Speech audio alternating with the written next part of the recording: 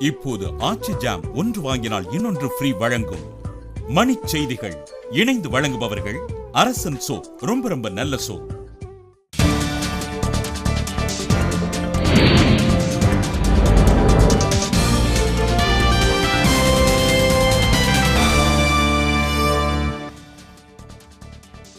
விவசாயிகள் தற்கொலையை தடுக்காதது ஏன் என்பது குறித்து விளக்கமளிக்க அரசுக்கு உச்சநீதிமன்றம் ஆணை.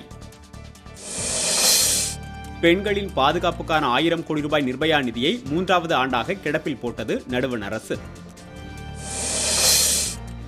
காஷ்மீரில் பனிச்சரிவில் சிக்கி தஞ்சை ராணுவ வீரர் உயிரிழந்ததால் சொந்த ஊர் மக்கள் சோகம்.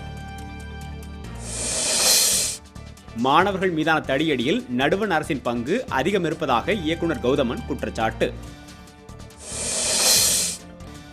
குடிநீர் தட்டுப்பாடு காரணமாக தேர்வுகளை முன்கூட்டியே நடத்த அண்ணா பல்கலைக்கழகம் முடிவு.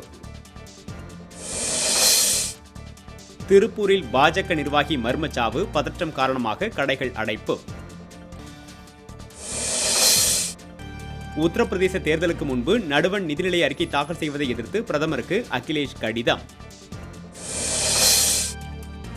முகநூல் கணக்குகளில் பதிவிடப்படும் தகவல்களை பாதுகாக்க கமுக குறியீடு அறிமுகம். பஞ்சாப் மாநில அரசு ஊழல் மற்றும் முறைகேடுகளில் திளைப்பதாக ராகுல் காந்தி குற்றச்சாட்டு. மன்னார் வளைகுடா அருகே காற்றழுத்த தாழ்வு நிலை நீடிப்பதால் தென் தமிழகத்தில் கனமழைக்கு வாய்ப்பு, வானிலை ஆய்வு நடுவம் தகவல். இப்போது ஆச்சி ஜாம் ஒன்று வாங்கினால் இன்னொன்று ஃப்ரீ வழங்கிய மணிச் செய்திகள் இணைந்து வழங்கியவர்கள் அரசன் சோப், ரொம்ப ரொம்ப நல்ல சோப்.